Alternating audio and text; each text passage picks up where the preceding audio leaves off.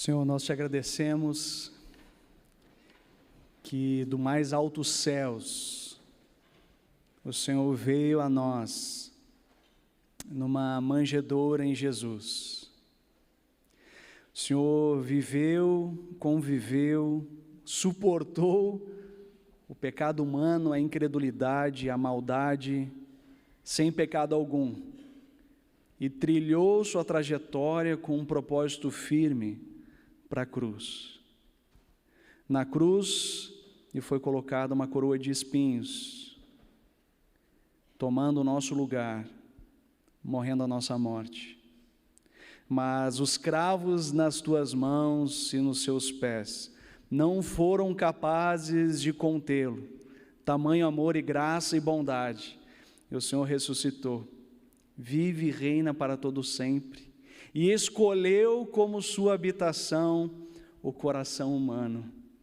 E o Senhor reina em nossos corações por meio do teu Espírito, Espírito Santo, que é tua própria presença em nós, conosco, agora e sempre, até o momento que o Senhor vai retornar, restaurar a face da terra, para que juntos, como um só coral, cantemos: Santo, Santo, Santo é o teu nome. Então seremos completos no Senhor e conheceremos ao Senhor assim como somos conhecidos por ti. Então viveremos na glória. Assim nós te agradecemos e te louvamos em nome de Jesus. Amém. Amém.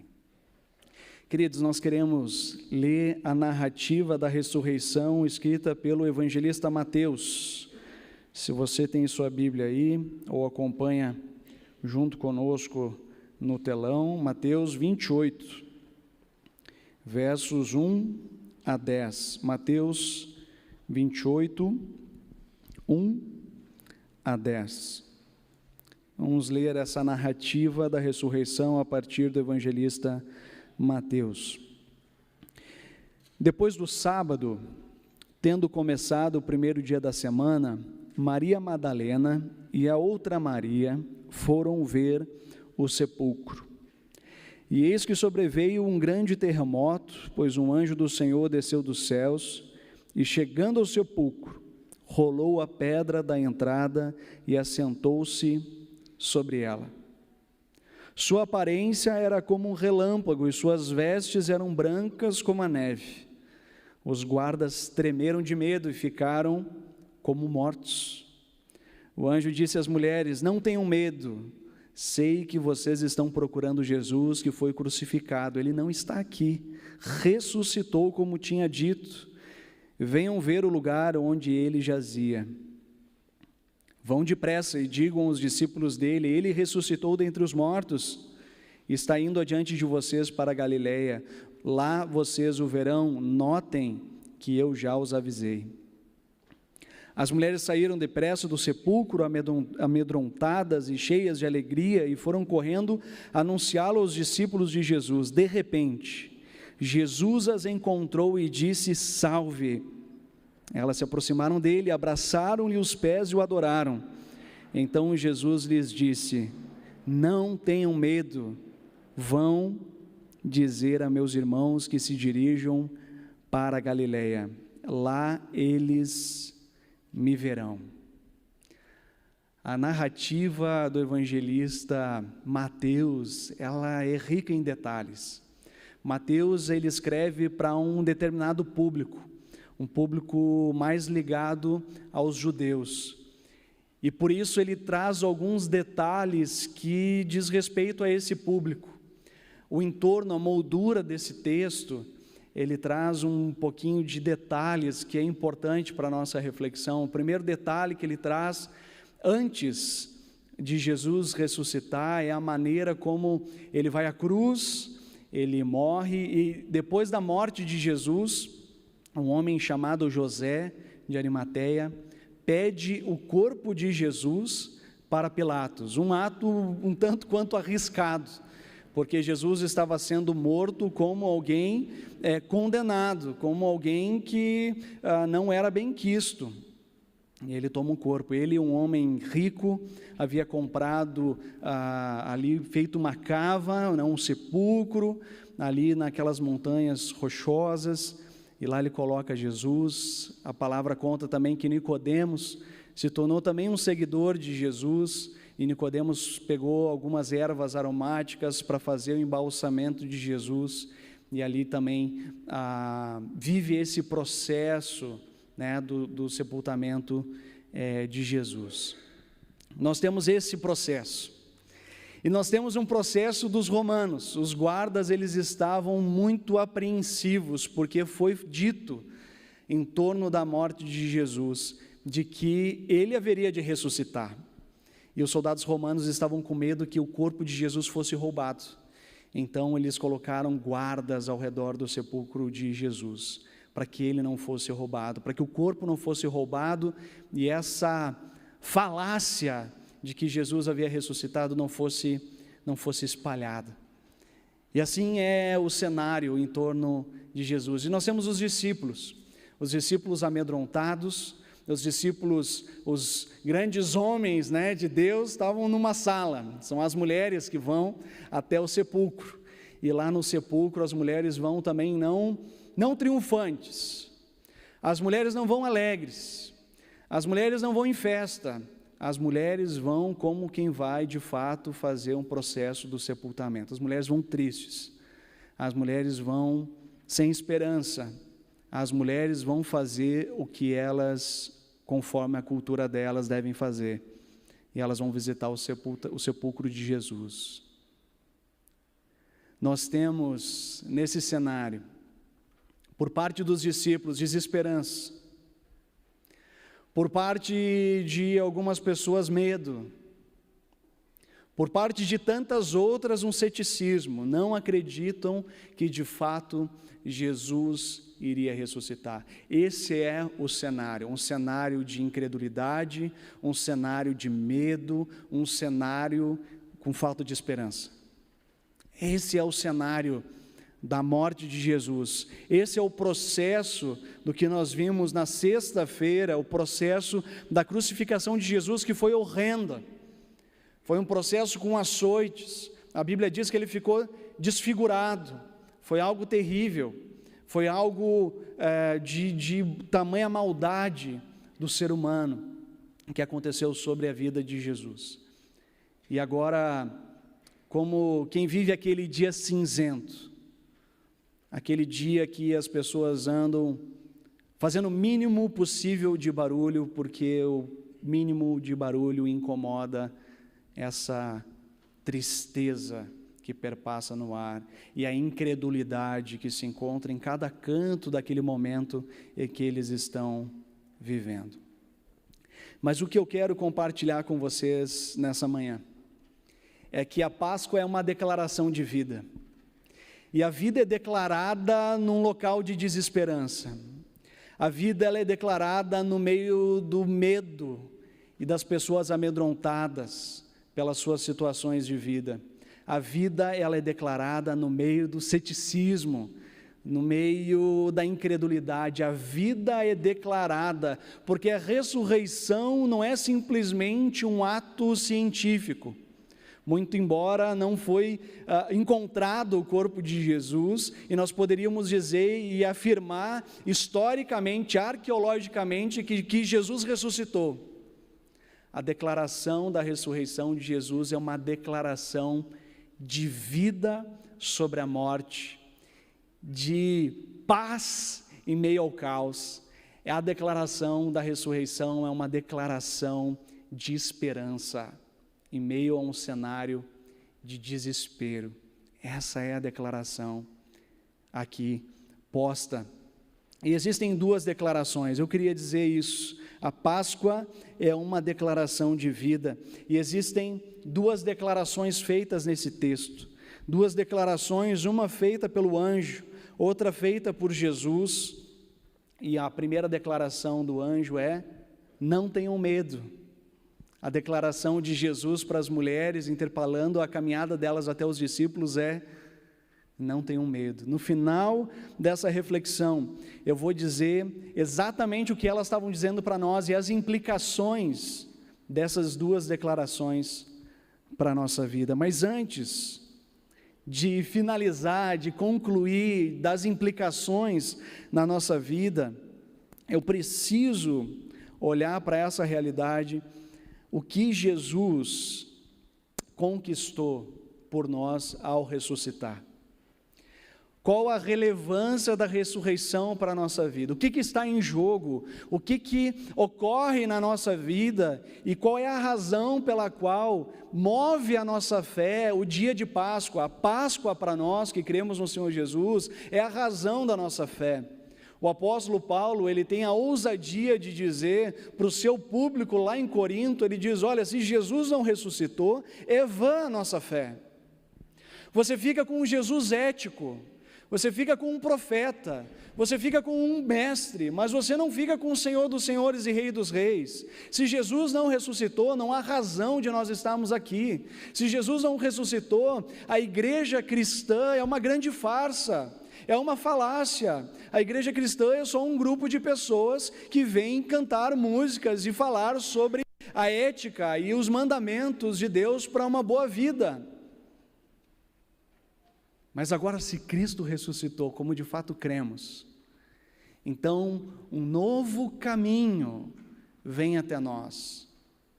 Um caminho eterno, mas um caminho presente. Um caminho transcendental, um caminho que vai para além da morte física, mas um caminho que começa hoje, na realidade dos nossos dias, com o surgimento do reino de Deus em nós, através de nós e a partir.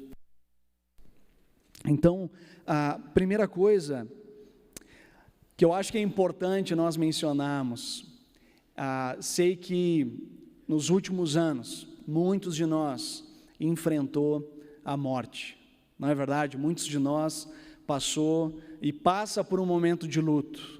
Muitos de nós enfrentou situações de tristeza porque perdemos pessoas queridas nos nossos dias. Agora, eu queria dizer para vocês, com todas as palavras, que o nosso Deus não deseja a morte. Você já viu esse consolo no sepultamento de algum querido? Sempre vem alguém nos abraçar e dizer, Deus quis assim, né? Sempre tem esse consolo, Deus quis assim, Deus permitiu assim. Deus nunca quis a morte do ser humano, não é projeto de Deus, não está nos planos de Deus. A morte não é a finalidade do que Deus espera de nós. Nós declaramos pela nossa fé que Deus é bom e Ele não deseja a nossa morte. A morte, em primeiro lugar, ela é fruto da nossa desobediência a Deus. A morte, ela é resultado da nossa busca constante de independência de Deus. Nós desejamos viver na ausência de Deus. Nós desejamos viver de uma maneira autônoma totalmente, como se Deus não existisse, como que se de Deus não precisássemos, como que se Deus fosse apenas algo mitológico em que as pessoas fracas precisam, como uma bengala, para sustentar os dias maus. E dessa forma, muitas vezes a nossa sociedade ela é construída. Eu vivo a partir da minha autonomia, da força que eu expresso, da minha realização, do meu profissionalismo, como se de Deus não precisássemos, como se Deus fosse apenas algo mitológico que a religião e a fraqueza humana desenvolveu como uma forma de anestesia aos problemas da vida. Agora, por quanto dessa autonomia total, nós desenvolvemos algumas coisas. Algumas pessoas, diante das dificuldades da vida e dos desencantos da vida, elas dizem, o caminho para se encontrar é o caminho do autoconhecimento. Você já deve ter ido em alguma palestra. Conheça você mesmo, então você vai se encontrar na vida, e ao se encontrar na vida, você encontra o seu propósito, e você vai ser realizado. Autoconhecimento é importante, mas não é a resposta última à nossa esperança. A força para viver não está em nós mesmos, como se através de um pensamento positivo a gente pudesse enfrentar as dificuldades da vida. Quem sabe um outro lado com esse ensejo é olhar a vida positivamente. Algumas pessoas, quando tentam aconselhar quem está em depressão ou está muito triste, dizem, olha para a vida com positividade, olha as coisas boas, você está olhando só as coisas ruins da vida. Eu sou uma pessoa que costumo ter um olhar positivo da vida, eu acho que é importante isso. Tem gente que só enxerga coisa ruim. Eu gosto de olhar para a vida com expectativa, porque senão você não vive, você só lamenta o tempo todo. Ver a vida com um olhar positivo é importante, mas ainda não é a resposta para aquilo que nós vivemos. Conhecimento, ele é muito importante. Eu adoro estudar, eu adoro ler. Eu acho que o conhecimento te abre um horizonte para a vida e para o mundo. Eu estava falando com algumas pessoas essa semana do privilégio que alguns de nós têm de enviar os nossos filhos para intercâmbio, E eu estava falando, as minhas filhas são pequenininhas ainda, que Deus nos agracie e a gente possa se planejar para que as nossas filhas tenham essa oportunidade, Uma nova cultura, abrir os horizontes, conhecer novas pessoas e crescer em conhecimento. Conhecimento é importante, mas ainda não é a resposta última. Conhecimento é importante, mas como é que você responde um jovem de 24 anos que pula um muro de uma escola e mata 4 crianças de 3, 4 anos em Blumenau? Conhecimento é importante, mas você não explica essas coisas, você não entende essas coisas. Você fica se perguntando, por que um jovem entra numa escola, qual a sua motivação em matar 4 crianças? O que essas crianças fizeram para merecer isso? Será que o conhecimento é a resposta? Fazer o bem faz bem, a maioria das pessoas dizem. Fazer o bem é algo importante, mas também não é a resposta. Somos tentados a liderar as nossas vidas, a empreender as nossas vidas. Estamos sempre correndo atrás de algo novo para trazer sentido aos nossos dias. Nós não podemos, eu costumava falar para algumas pessoas, a vida é que nem andar de bicicleta, você para, você cai.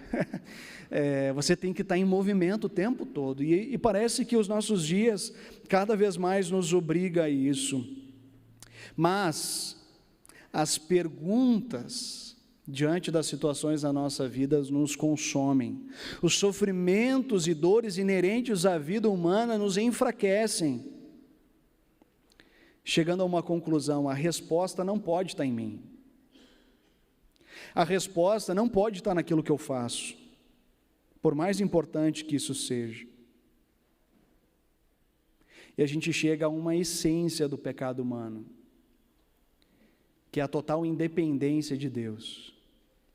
Então eu estou conduzindo vocês a um certo ponto em que você diz, ou você segue por uma via de independência total de Deus, vivendo como se Deus não existisse, tentando responder às mazelas da vida e do seu próprio coração, por si mesmo, por conhecimento, por autoconhecimento, por uma visão positiva da vida, por um jeito saudável de viver, fazendo bem a todas as pessoas para ganhar significado na tua existência. Ou você para e pensa que você não tem todas as respostas para as mazelas da vida e que precisa existir algo maior, precisa haver um plano maior, precisa haver alguém fora de mim mesmo,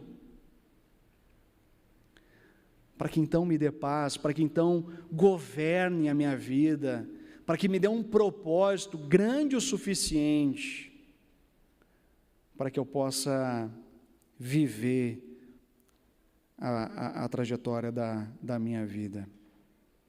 Segundo aspecto a respeito da morte, é que a morte é um ato de misericórdia de Deus.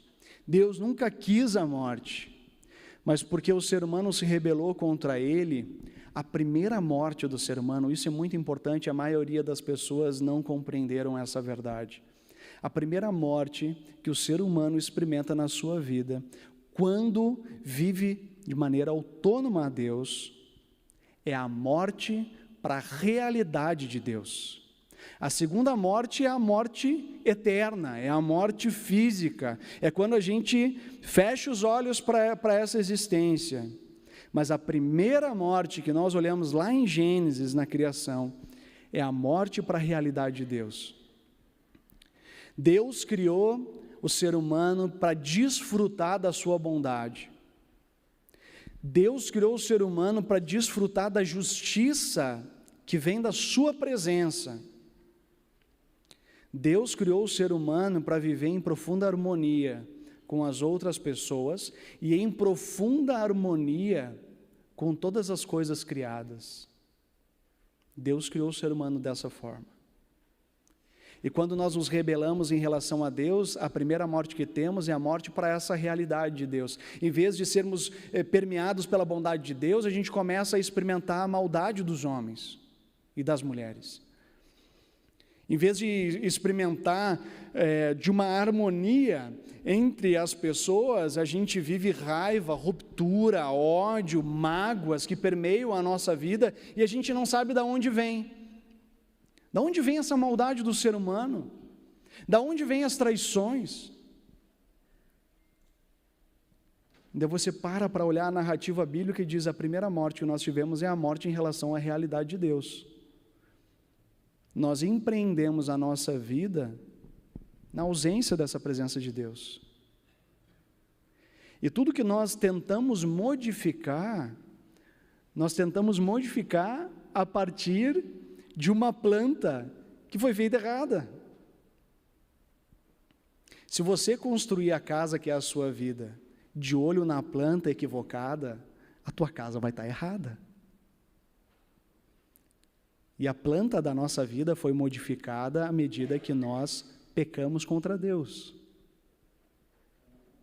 O que Jesus veio fazer, pegando essa analogia como um bom engenheiro, ele refaz a planta. Essa planta está errada, tem que refazer. E ele refaz isso por meio da sua vida, morrendo na cruz, vivendo de uma maneira perfeita, conforme o propósito que Deus estabeleceu para que a humanidade vivesse. Foi a maneira como Jesus viveu.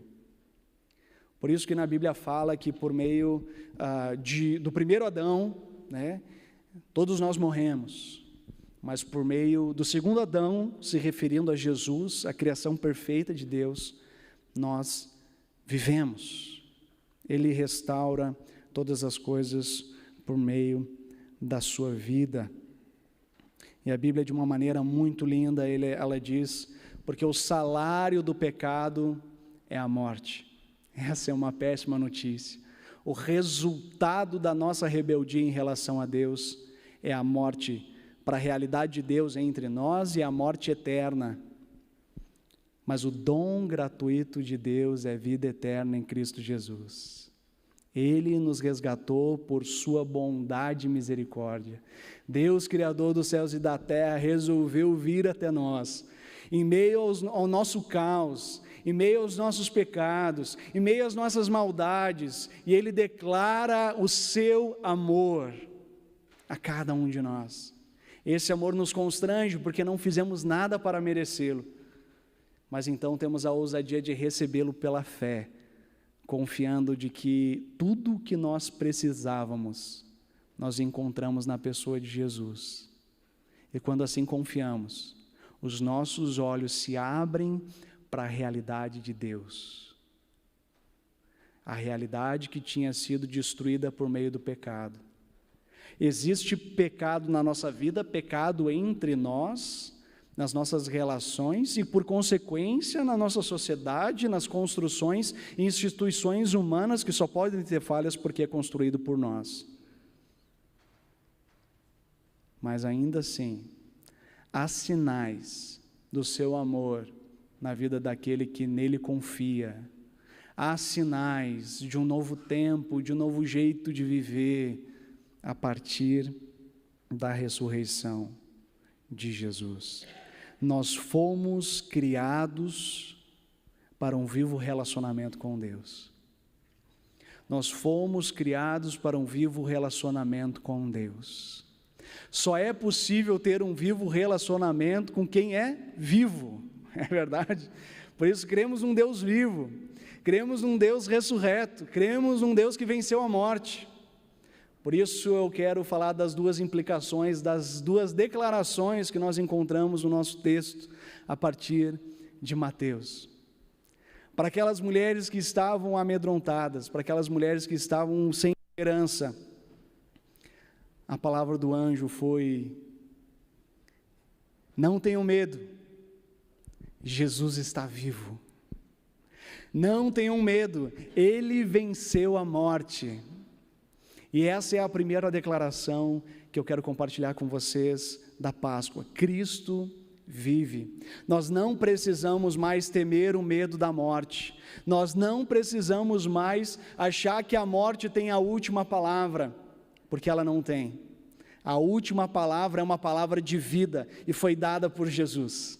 Jesus vive e com Ele viveremos.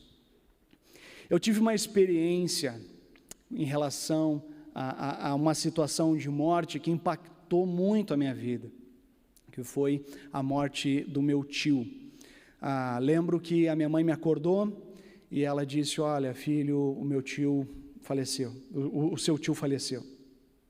E eu acordei, um pouco sem saber, entendendo, porque ele morreu um ataque do coração, então foi morte súbita. Ele era ainda muito jovem. Ok, nós fomos nos arrumar, fomos fazer as coisas, mas eu lembro que o que mais me marcou foi lá no local onde nós íamos velar o meu tio. Nós fomos até lá, o cemitério, e chegando lá no cemitério, o meu outro tio me pegou e disse assim: eu quero te mostrar aonde nós vamos colocar, né, o seu tio. E nós fomos lá.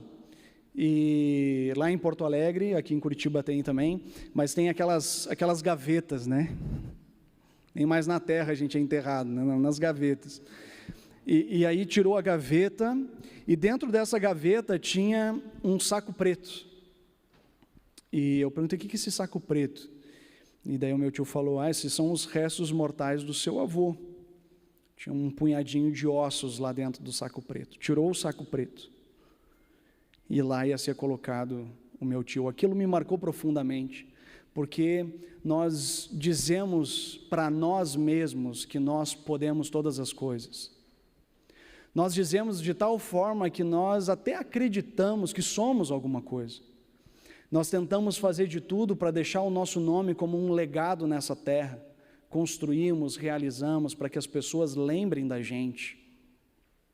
Mas a verdade é que pelo menos até a 4ª geração, ninguém mais vai lembrar do nosso nome. A gente lembra dos nossos pais, a gente lembra dos nossos avós.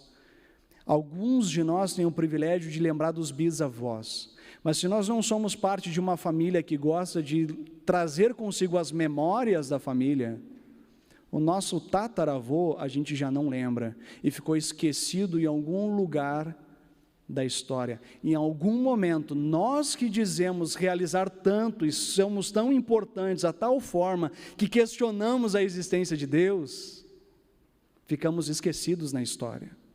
Ninguém lembrará de nós na história.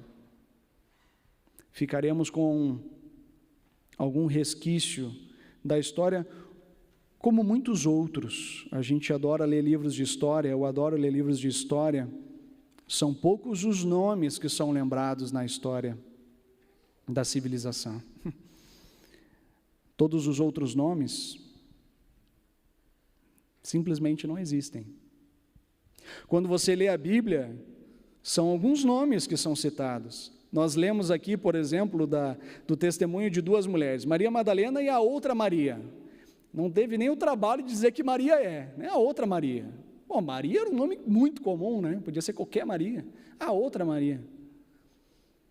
Nosso nome em algum momento vai ser esquecido. Mas, por meio da ressurreição de Jesus, o nosso nome é gravado no livro da vida e jamais é esquecido, porque Deus nos dá uma única vida, nos cria de uma maneira peculiar, para que a gente viva para a sua honra e para a sua glória. E quando morremos nos seus braços, como pessoas únicas e eternas em Jesus. Que boa notícia da Páscoa. Não tenham medo, Jesus está vivo. Segunda declaração, as mulheres, diz o texto, amedrontadas e alegres. É um paradoxo. Elas estão, o que está acontecendo? E nesse caminho, Jesus interpela elas e diz, não tenham medo. E ele diz, vão a Galileia, lá vocês me verão. A declaração de Jesus é, não tenham medo, eu estou com vocês. E é isso que eu quero enfatizar nessa manhã. O nosso Deus não só nos salvou eternamente, mas o nosso Deus caminha conosco agora. O nosso Deus quer um relacionamento conosco. E a Bíblia diz nesse mesmo capítulo, lá o último versículo, e eu estarei com vocês todos os dias até a consumação dos séculos. Essa é uma promessa de Jesus. E Ele vem habitar nos nossos corações por meio do seu Espírito Santo. Deus habita em nossos corações. Deus nos capacita a viver a realidade do seu reino nessa terra, a viver a partir da sua justiça, a viver a partir do padrão do seu amor, a viver a partir da sua misericórdia, a partir da sua bondade, porque a palavra de Deus diz que o mal se vence com o bem. Glória a Deus por isso.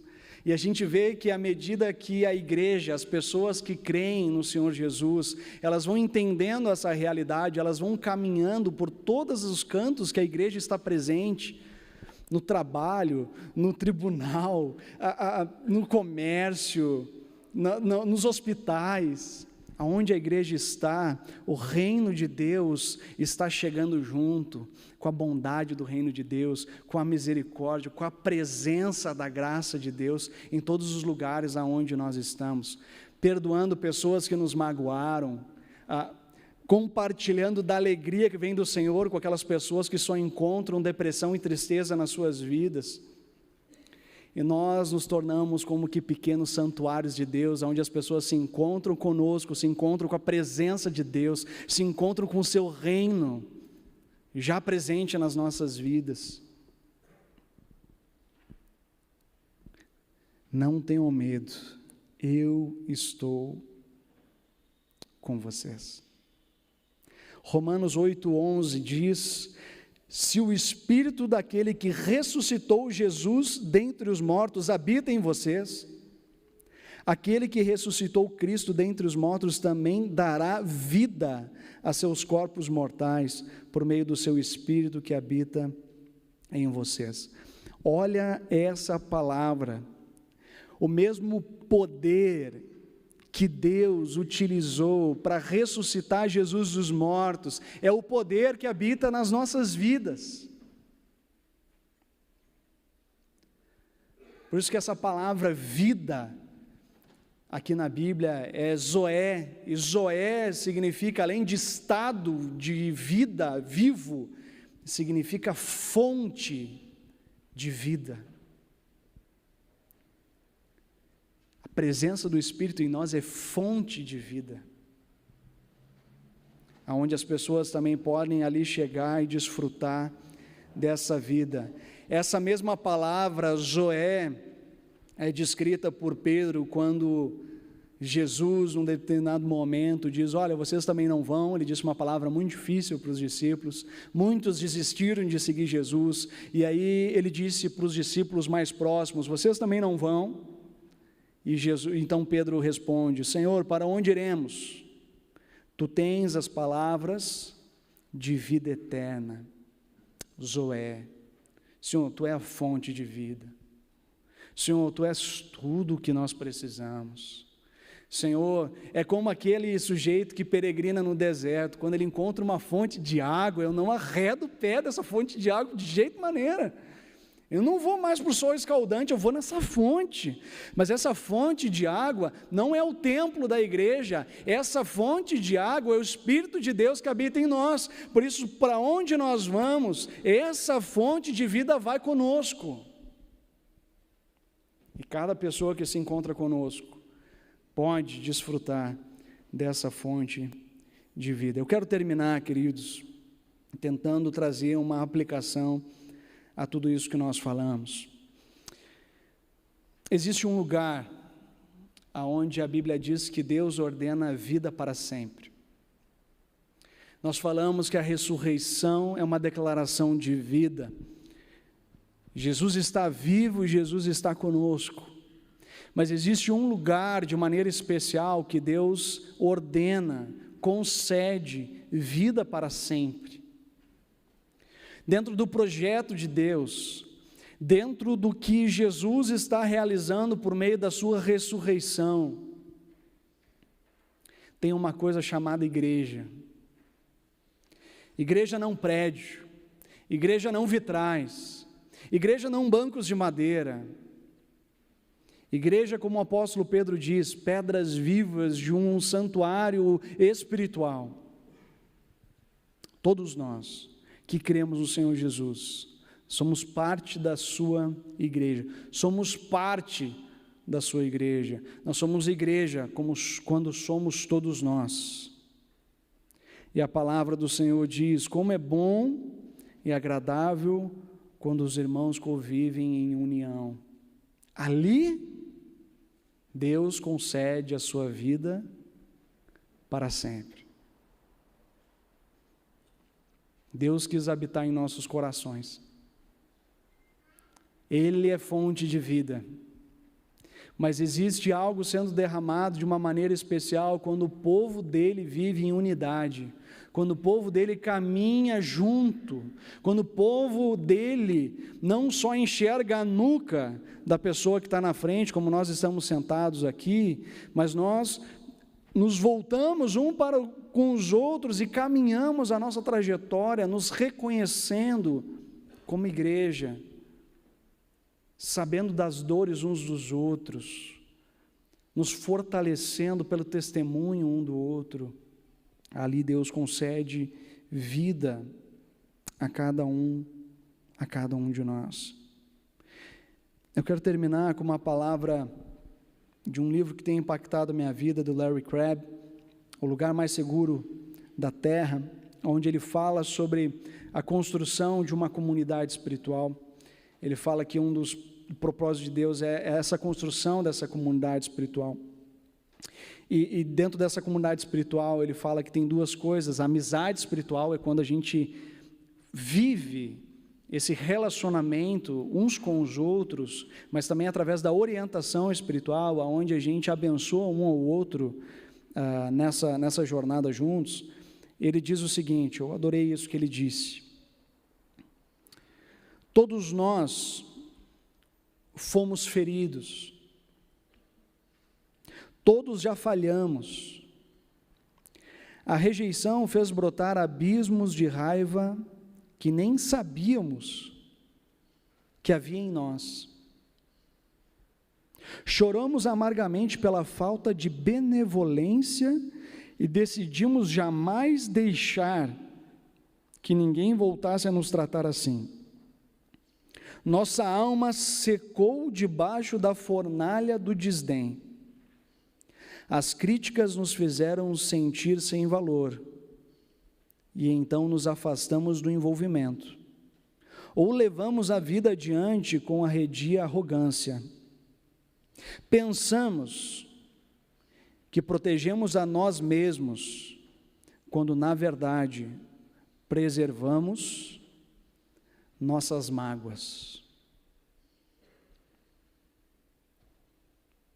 Como uma aplicação da ressurreição para as nossas vidas, a única forma de experimentarmos vida, o poder da ressurreição, é quando nós ousamos abrir a nossa vida, não as nossas potencialidades, não as nossas virtudes, mas quando a gente ousa abrir as nossas falhas, quando a gente ousa abrir as nossas aflições, então nós encontramos com gente de verdade.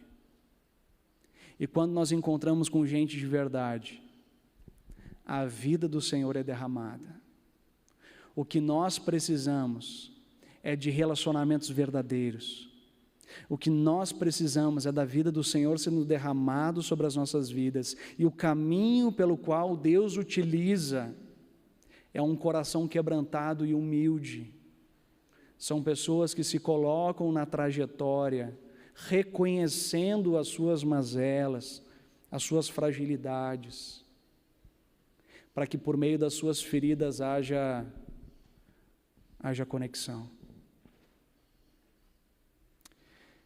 Teve uma pessoa com a qual eu me relacionava há muito tempo, pessoa muito querida, a gente partilhava muitas coisas da vida, mas foi no momento da aflição da sua vida que nós nos conectamos como nunca, não nas suas virtudes.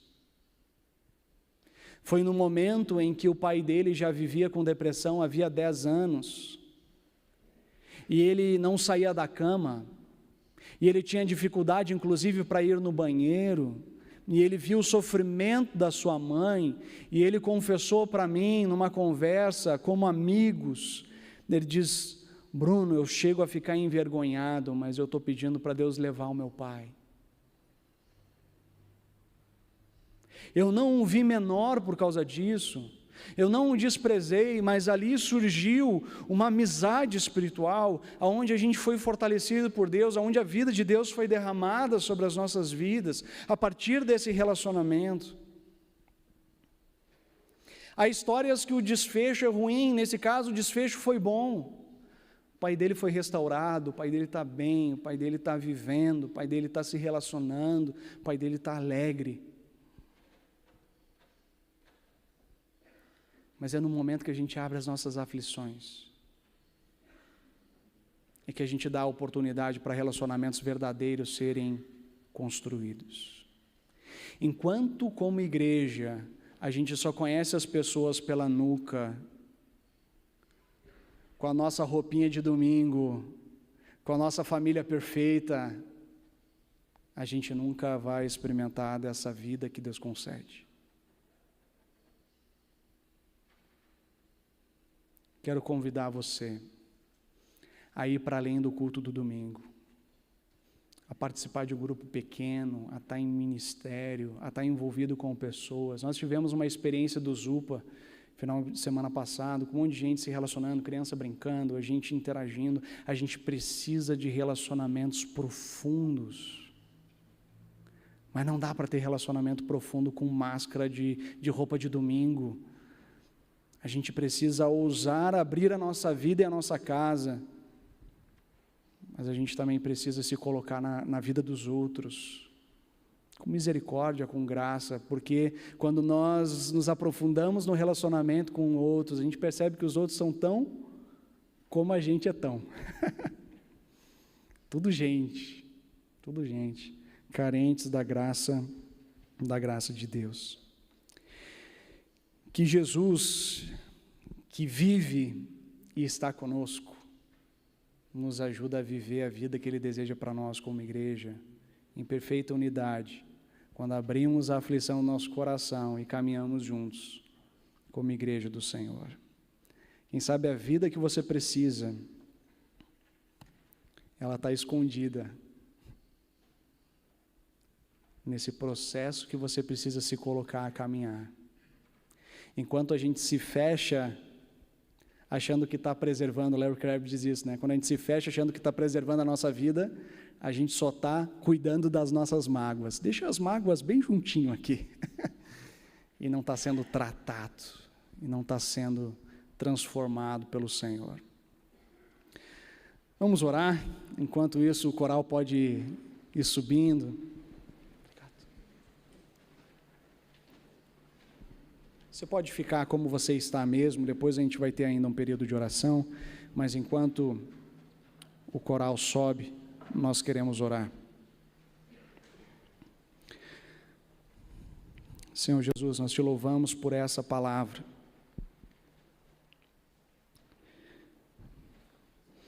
Palavra importante, Pai. Senhor, quando a gente percebe que a nossa rebeldia causou, Pai, na realidade dos nossos dias, quando a gente percebe, Pai, o que a nossa rebeldia em relação ao Senhor causou, na separação eterna do Senhor, Pai, nosso coração se entristece.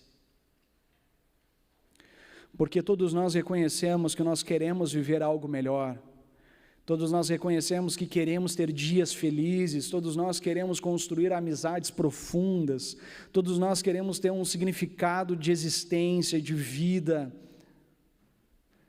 mas às vezes nos encontramos protegendo as nossas mágoas, nos vitimizando do mundo. Nós estamos aqui, Pai, domingo de Páscoa, onde celebramos essa declaração de vida. Tu és um Deus vivo, contigo vivemos, mas o Senhor também está conosco, e o mesmo poder que ressuscitou Jesus dentre os mortos é o poder que habita em nós, e nós queremos viver, ó Pai, a partir desse dinamis, desse poder explosivo, dessa força que o Senhor nos concede, para desfrutar, para construir, para edificar o Teu reino entre nós, vivendo a partir da realidade que o Senhor fez, combatendo o avanço das trevas de maldade, de egoísmo, de vida voltada para si mesmo, de ganância, Senhor, com a Tua graça. Conceda essa vida para cada um de nós aqui, Senhor. Mas também dê a graça de nós desfrutarmos como igreja, isso que o Senhor diz que é o local, por excelência, onde o Senhor concede vida, aonde exercitamos essa vida, aonde exercitamos esse novo jeito de viver, aonde experimentamos desse novo reino que o Senhor nos concede, para que fortalecidos, ó Pai, a gente viva a partir desse paradigma do reino no nosso trabalho, na nossa família, nas nossas relações, Pai, porque é o Espírito do Senhor que nos governa, que nos rege, que nos lidera. Eu te peço em nome de Jesus que nenhuma mágoa sucumbe ninguém aqui, Senhor. Espírito de depressão, de morte, nós repreendemos em nome de Jesus e te pedimos, faça nascer vida, Zoé, fonte de vida, em cada um aqui, Pai. Nós clamamos, juntos dizemos amém.